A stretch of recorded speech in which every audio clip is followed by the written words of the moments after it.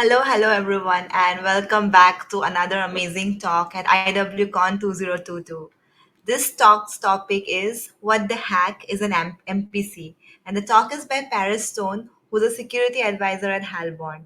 Halborn is an award-winning solutions firm that's securing the convergence of Web 2 and Web 3. So we are very excited for this talk. The instructions are same as the previous talks that you have attended. You can leave your comments in the chat and you can ask your questions in the Q&A section. This is going to be a live talk. So after talk is over, Paris would be happy to answer your questions. Regarding the giveaways, all you have to do is take a screenshot and then share it on Twitter and then tag us, and you'll be eligible for some cool swag and cool subscriptions. So, without further delay, let me invite Paris to the stage.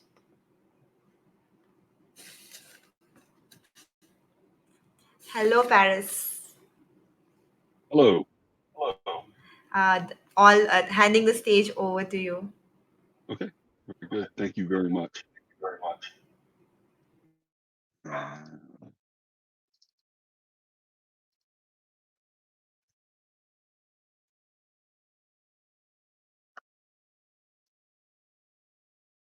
The slides are presenting, at least from my end, so I'm going to go ahead and assume that they're working for everyone. So good morning, everyone. Good afternoon, everyone. For me, it's good morning, but we're all over the world, so uh, good day. My talk is about MPC, which is um, probably something that's going to be most impactful in the cryptocurrency space and the Web3 space coming up. And I work for Halborn, security advisor. So I'm just going to go ahead and get into it right now. But first off, a little about me. I kind of enjoy adding a little humor to my presentations, and that is very much a little about me. Real quick, in the chat, if anybody wouldn't mind, who here has played around with Chat GPT lately, the new AI that's changing the face of everything?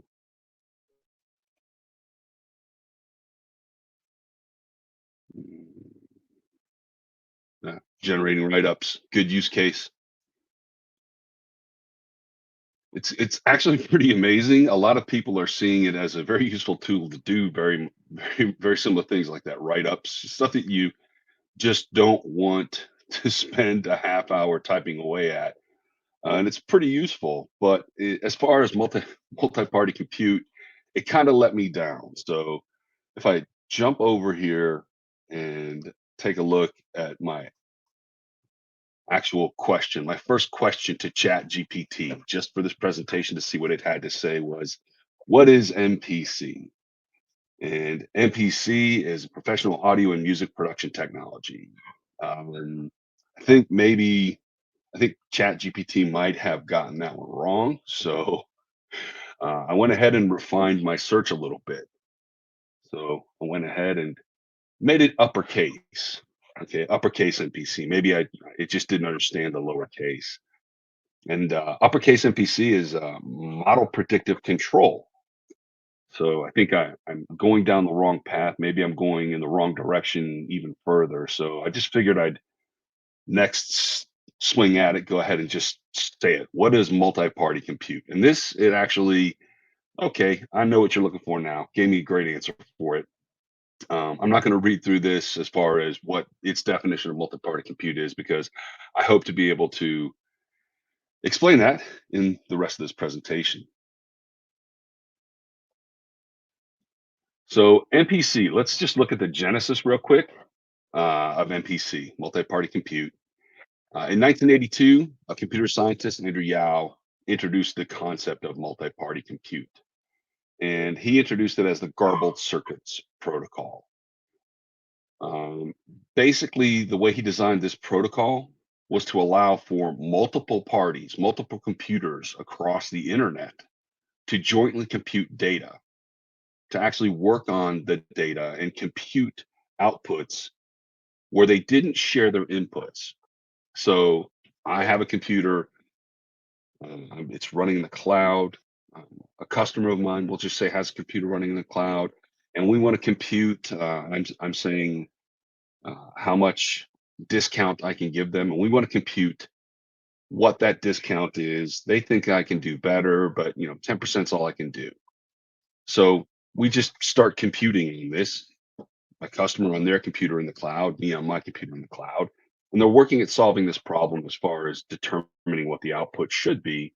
I've not put in my best discount. I didn't type in 8%. They didn't type in that they wanted 4%, but we just went ahead and kept that kind of private to ourselves.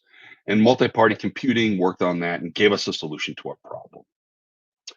That's a just a really generic kind of overview of it, but really, if we're working on the millionaire's problem, that helps define it. And I do want to explain the millionaire's problem because that's the thing that kind of got this started from the perspective of uh, how I'm going to securely, privately hide inputs, but produce outputs that are actionable, that give me data. So Yao later in that year produced the millionaire's problem. He originated the concept of multi-party compute, and people were kind of asking, well, what's that for? So he said, okay, here's my situation. Imagine, and this was him, and this is the go-to definition for it. Imagine two people work for the same company, they do the same job, they produce the same output, everything about them is the same, but they're wondering if they get paid the same. And we break it down to Bob and Alice and Frank. So how can Bob and Alice figure out if they make the same amount of money? They could share how much they make with each other. That could potentially go quite badly, as you might easily see. If Bob makes $20 an hour and Alice makes $30 an hour, and they let each other know, Bob's probably going to go home pretty upset. So, how do I solve this problem without sharing how much I make? They could bring in a third party. And a lot of crypto is, and a lot of traditional financing is trusted third parties in one form or another. So, we're going to bring in a trusted third party, Frank, and we're going to each tell Frank how much we make. And then Frank is going to tell us, you do not make the same amount of money. But now I have residual impact, potential data loss. So now the inputs are known to Frank that Bob makes 20 and Alice makes 30. And Frank can go tell anybody. He can tell Bob that, hey, Alice makes $10 more an hour. He could go to HR and tell them that they shared how much money they made. There's risk in trusting Frank as a third party. So they have to come up with a solution to this. They really need to know, but they really don't trust anyone. So sorry, Frank, you're out of the picture. So Bob comes up with an idea. He says, I'm going to go buy 4 lock boxes. 4 lock boxes shown here in the picture. Each one has its own key, different key from the rest. And he labels them. He labels the first box $10, the second box $20, third box $30, fourth 40. He then gives the boxes to Alice. He throws away keys 1, 3, and 4. He keeps key 2 because that's the box that he makes $20 an hour. Alice puts in a yes or a no slip in each one of these boxes. So she puts in a no in the $10 box. She puts in a no in the $20 box. She puts a yes in the 30 and a no in the 40. She closes them up, locks them up, gives them back to Bob. Bob takes the one key he has left. The key is the key for the $20 box. And in private, he opens that box and he sees a piece of paper that says no. So now Bob has understood and learned that Alice does not make the same amount of money that he does. And he doesn't know how much she makes, and she never learned how much he made. That is the millionaire's problem defined, Andrew Yao's millionaire problem.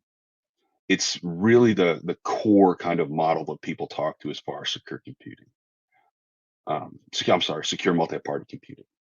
So, okay, Bob and Alice are happy now. Didn't have to bother Frank. What does this do for me in the real world? How does this help me with wallets?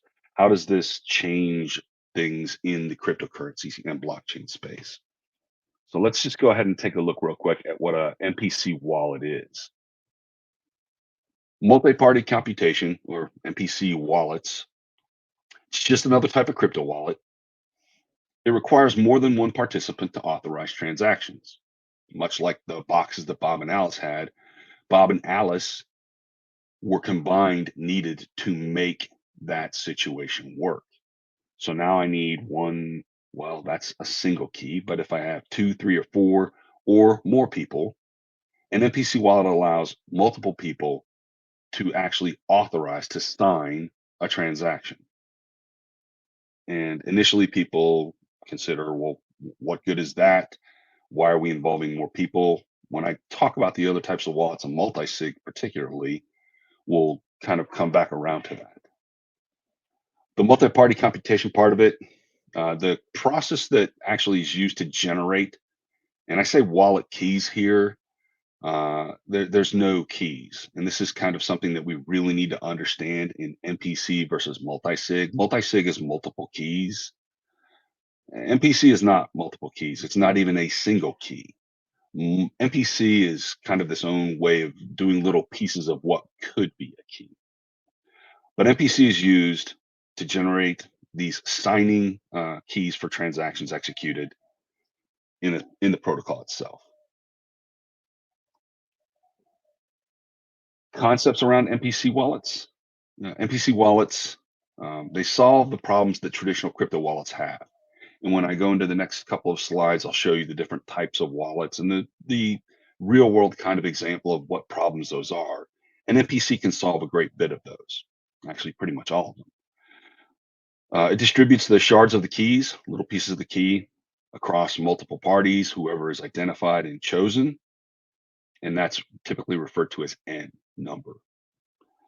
Each party doesn't hold an actual key per se. They only have a little piece of it called a shard. And again, I do want to stress there is no key. There's little shards of compute data that are used to sign transactions. It kind of breaks the model of keys, but at the same time works like a key. To sign a transaction, so I'm going to send 5 Bitcoin to someone. I'm using my MPC wallet to do so, and I have 5 people on the MPC wallet, 3 of which are required to actually sign a transaction. So I can have Bob and Alice join me and send 10 Bitcoin by using our MPC wallet keys or shards. I can have Bob and Frank join me in sending that. Don't need Alice, don't need the 5th person in that transaction. This is pretty much the only way that I can create valid signatures for this wallet is having the number of minimum required people. So I set it up, build it as a 3 minimum, and 3 people must sign the transaction. Now, for larger financial institutions, for other entities, even cryptocurrency exchanges, MPC wallets now can prevent fraud. They can force an organization to have 3 people come together to actually send funds. So this is where MPC is solving a problem that is inherent with some of the keys that I'm going to show you in the next few slides. Crypto wallets typically, when you have multi-party computation, the key generation and signing, when I'm generating my little shard of the key, when Bob is generating his shard of the key, the inputs, the actual nonce values, and all the different bits that are used to make up my shard are never revealed. So my piece stays hidden. Bob's piece stays hidden. If an attacker can compromise Bob's key or his shard of data, he still can't do anything with the wallet. He can't send funds without me being involved. And the only way really for any attacker to compromise an MPC wallet is to get access to all of the user's shards, or at least the majority defined in the protocol. So that's going to make it much more difficult for traditional attacks, for high-tech attacks to actually obtain the keys and send my 10 Bitcoin somewhere it shouldn't go. So this is some of the traditional kind of analogies that I'm going to make for the different types of wallets that we have in the space right now. We have single key wallets, We have not your keys wallets. I love that one. That's I left my money on an exchange and it disappeared magically. There's been a little too much of that in the news lately, and people come out and preach not your keys, not your funds. That's great to say, and it is true in practice. But most of us that are in this space doing these things are, kind of understand security, understand cryptography, and all the fun stuff that makes this up. We understand the use of signing with digital keys that most people don't.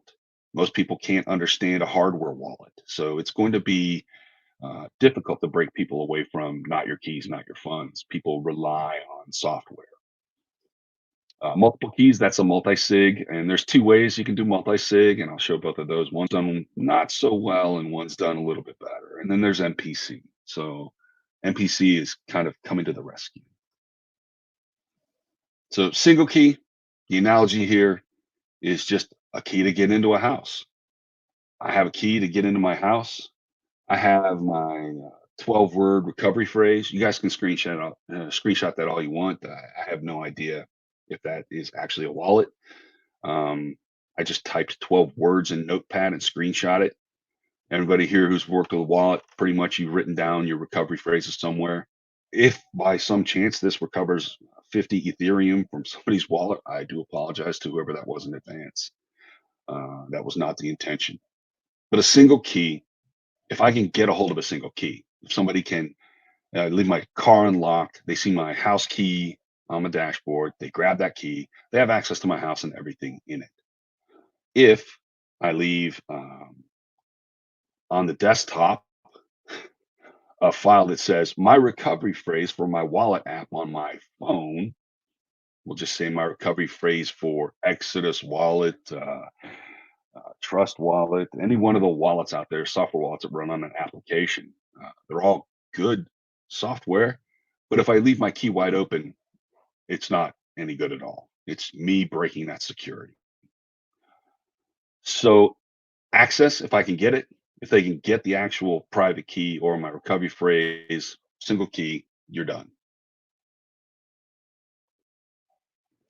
Not your keys. This is an exchange scenario. Does anybody have a smart lock on their house? Smart locks are a pretty interesting thing. I toy with the idea of installing them, and then I kind of get nervous about it's iCloud. If anybody here does have a smart lock, you know that you can share that lock, the ability to unlock your house with people. In Apple's, you got iCloud. If you share it with someone in iCloud, they can use your door, just like giving them a physical key. This is not your keys, not your wallet. iCloud, people can get access to data in iCloud. There's a laptop floating around where people got access to the iCloud data because they had physical access to a laptop, and they got a bunch of iCloud data from the United States president's son. So iCloud is only as secure as you keep it. In this example, if you go to FTX's website, the crypto exchange, you don't get FTX's website. You get the website of Kroll, the company that's actually processing them through bankruptcy. And I'm sure a lot of people don't have money there. Terrible situation. Hopefully they can resolve it. But that's not your keys. Multiple keys, single party. This is if you do multi-sig poorly, where I've got a different key for the deadbolt and a different key for the doorknob to my house, and they're on the same key ring. If I have my own private keys, I'm going to do multi-sig and I'm going to generate three keys. All three are needed to sign transactions. And I'm going to save the recovery phrases for those three keys in a notepad on my desktop. It's the same as having all the different keys for your house on the same key ring. This is multi-sig, kind of just a real world example, but done poorly. And multi-sig, anybody here have a safety deposit box at a bank somewhere? That's kind of the physical uh, multi-sig right here, where you go to a bank and you have your key, and you have to sign a ledger. You have to check in. There's security cameras. There's a security guard. There's the bank teller, the branch manager, and they have to get their key also. They are two different keys. And if you see in this picture, the there are two different key slots, one for their key, which is kind of a master key, and one for your key. That is multi keys. Multi sig is the same thing. You're going to generate a key for everyone that's going to have access to a wallet and use it to transact. But access to both keys can then lead to a compromise. Now on to, yes, this was a talk about MPC. Okay, we're back to it. Using MPC, you have the M of N. So N again is the number. If I have 5 keys, M is the minimum. I need 3 keys out of 5 to actually sign transactions. That's 3 of 5 for M of N. If I have, if you look here down the slide, down the left side, that's the actual members. If you look at the picture, there's little shards. They look almost like states from the United States, but they represent little pieces of a key.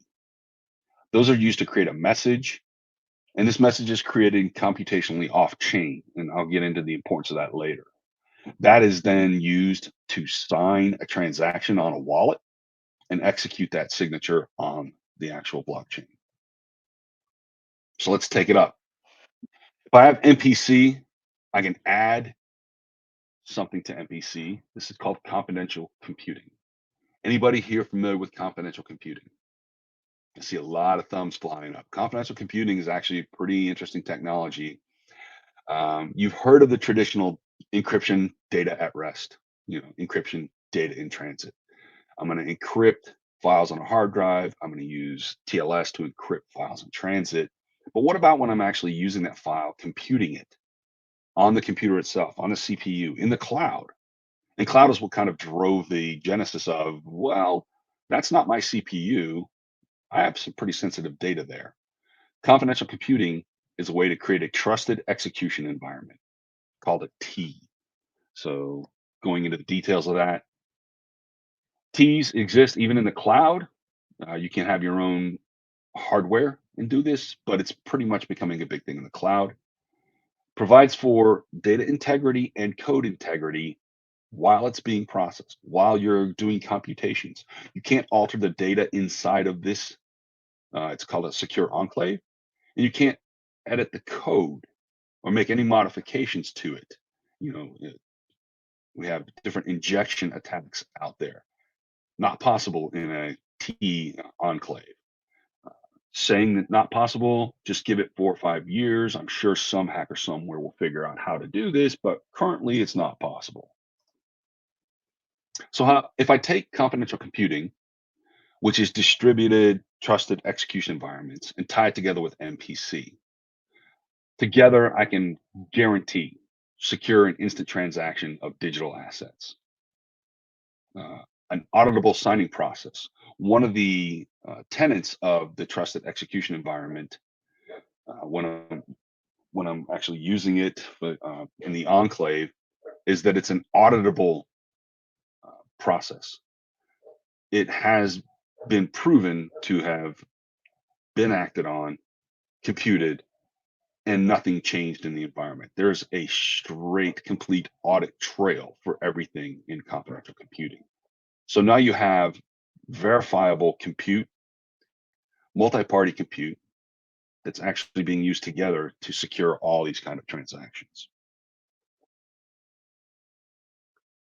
So if I'm looking at MPC and multisig, there's a lot of similarities, but there's actually a few kind of differences in here. And they're subtle at first. On the next slide, I'll actually kind of just focus on the differences. I'm not going to really speak too much to this slide. This is just a high level kind of overview from the Blockchain Council. The URLs here, when we share the slides, that'll be available. And then the actual kind of side to side. And this is from Fireblocks' website, their MPC provider. If I look at it, multi-sig, each key signing, and this is a big one. The disadvantages here. If I go down, here we go down right here. These are kind of the disadvantages of it. Right here, protocol agnostic, low Ethereum fees. Multi-sig is multiple sign of transactions on the actual blockchain, the transaction itself. So if I have 5 keys that are required to sign a transaction, I have 5 gas fees for the signing on chain. So that can kind of become expensive when I start stacking them up. MPC actually does all that pre-computation of the actual signature off chain. So the signature is generated, the transaction is signed and sent as one transaction to the chain. So there's only one bit of gas fee. Modifying quorums without creating new addresses is a big one. A quorum is that whole M of N, where I have 5 keys and 3 must be used. What if one of those 3 people leave? Uh, they're no longer with the organization. You know, new wallet, who dis? In this instance, I've got 3 keys, and this is just a really solid example. The red key is someone that has left the organization. For a multi-sig wallet, that person is still part of the signing of transactions. They can still use their key along with one of the other 2 keys. We'll say M of N here is 2, so 2 out of 3 are required to sign it. This person can still use their key if they can gain access to key 1 or key 2 to transfer money. So I have to then wallet 1 and wallet or key 1 and key 2 need to generate a new address and then add a new key and not add key 3 to it. That generates a new wallet address. Now, they have effectively isolated key 3, but there's no longer the same address. If you're sending 20 Bitcoin to the old address, somebody's giving you funds because they owe you money and they're going to send it to the old address, that's not the wallet anymore. You would have to then go back and try and get key 1 and key 2 from the old wallet to recover it, or key 3. But now that 20 Bitcoin is at risk from key 3 as well. So this is where generating a new address is kind of a difficult problem.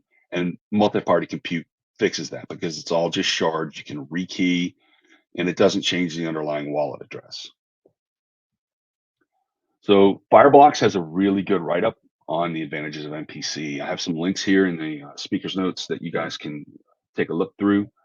Um, no single point of compromise. That's the big one right there. That's really what it came down to, was not sharing inputs so that you can have outputs.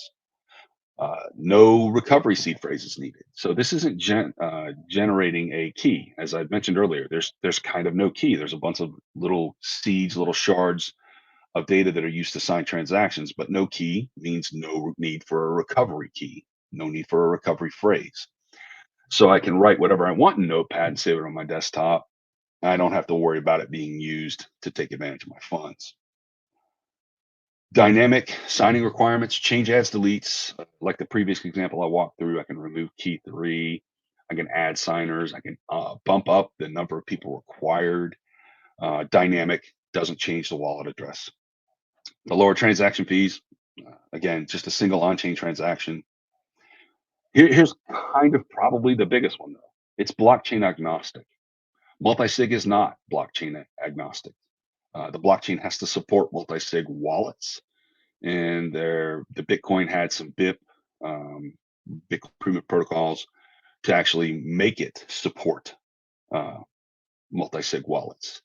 Ethereum supports it, but again, it's kind of tied to, does the blockchain support the multi-sig? MPC, you can make all those changes, adds, deletes off chain, and still be able to sign transactions on chain. The protocol is very extensible. Fireblocks actually came out with MPC CMP. MPC CMP is, hey, your multi-protocol compute wallet is now 8 times faster when signing transactions. So again, being extensible, changes can be made to it off block that help. Wallets and software wallets that support MPC wallets right here, conventional wallets that we all have, smart contract wallets, and then MPC wallets. If you're looking to implement MPC uh, for a customer, for your company, would definitely take a look down here, this right column of MPC wallets. And with that, I will stop talking and start listening and answer questions.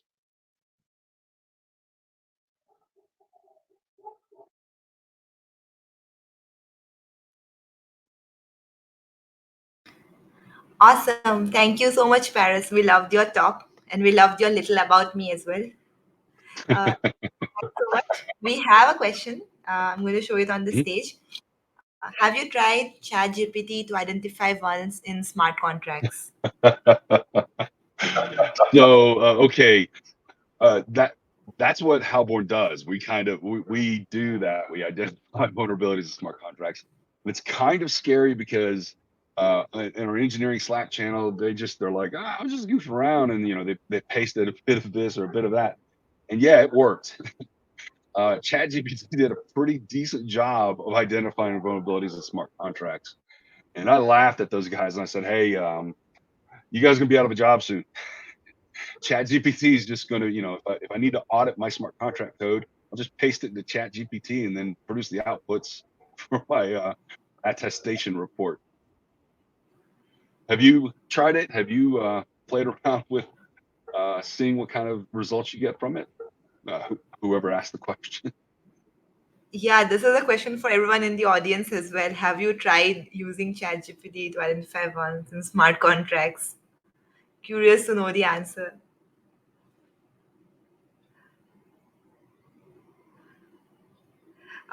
Okay, it is finding generic ones. It's finding the low hanging fruit ones, the ones that are easy kind of pickups, and that's just because the data pool that it has to pull from, like 0 days and stuff like that aren't in there really, I guess. So, but yes, it is finding some. Rest in peace, source code reviewer. Exactly. I mean, AI here. This is the whole thing about AI. Everyone they promised from the beginning that it's going to replace us all. Well, this looks like it's trying to actually start here with this.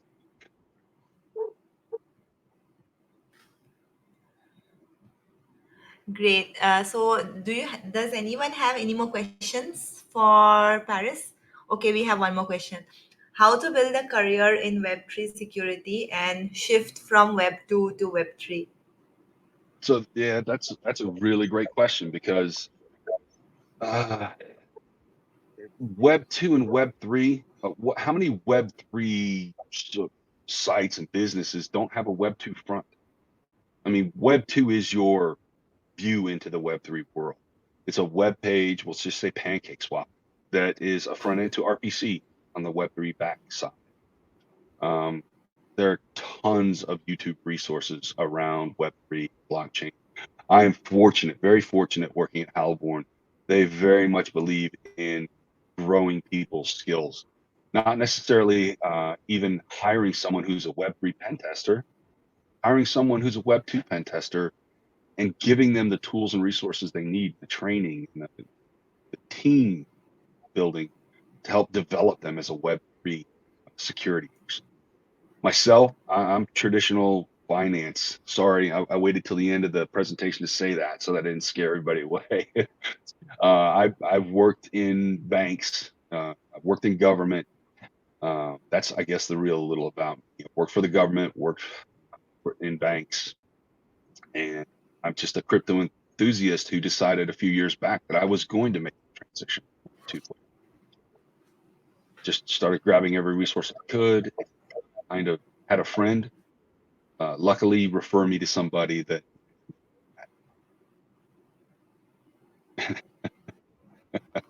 and this no such agency. I'm not sure what you're talking about. Next question. The next question is, what is Halborn's secret sauce? So, Halborn Uh, is also our community partner, and we would also love to know about Halborn's secret sauce as well. uh, they uh, they hired me. That's what it must be. They hire really good people, and they believe so incredibly strongly in developing people. And if there's something you're doing and you don't want to be doing it, they don't say, well, maybe you shouldn't be here if you're not a fit. They say, hey, would you like to try something different? And they put the resources into that person being better at something different. Just because they hired on as X doesn't mean they complete their journey at Y or Z. Might circle back and go through A, B, and C, different roles in the organization. They just support their people and take care of them. It's an amazing organization to work for. And if you work for a good company and you have good management above you, you don't want to leave, and you're going to work harder. That's it. They make their people want to stay. Does Does Halborn Halborn hire hire for? for remote roles? Halborn has no office. We are a 100% remote organization. We are distributed all across the globe. It makes for interesting meeting sessions sometimes when you have someone from New Zealand, someone from India, someone from London, and someone from Argentina trying to get on the call all at the same time. 100% remote, yes. So if you're looking for a remote role, you might want to go look at Halborn's LinkedIn page under the job section. Amazing. Thank you so much for that information. Very exciting. So we have a question from Rahul. Question about blockchain. Do you think we can use the blockchain to maintain the ledger of land ownerships? Absolutely. So in my mind, I've kicked around the idea of blockchain to secure voting infrastructure, uh, blockchain to secure land ownership, NFTs. That's the use case for NFTs.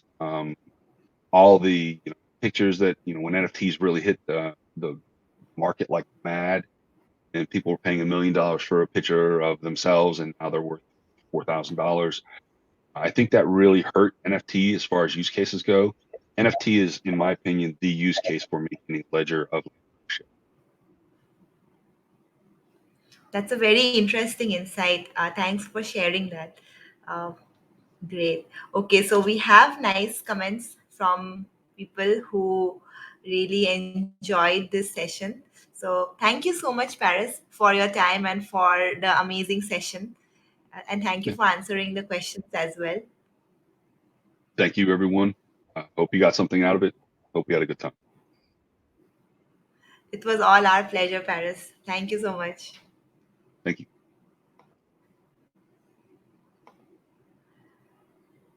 So, thank you everyone for being a part of this session and for listening in and being such an amazing and engaged audience. This is the end of this session, but Paris is going to be there in networking space for some time. So definitely hang out there. And if you have more questions about Web3 or MPCs in general, you can go and talk and have some healthy and interesting discussions. The next session is going to start in about 20 minutes. So until then, you can chill around in the networking rooms or you can go and have your dinner, do whatever you wish. Maybe you can watch a little bit of the match as well. We all know it's a very tough decision to make, right? Should we watch the final of the World Cup or should we come and watch IWCON? But thank you all for hanging around here and see you again in the next session.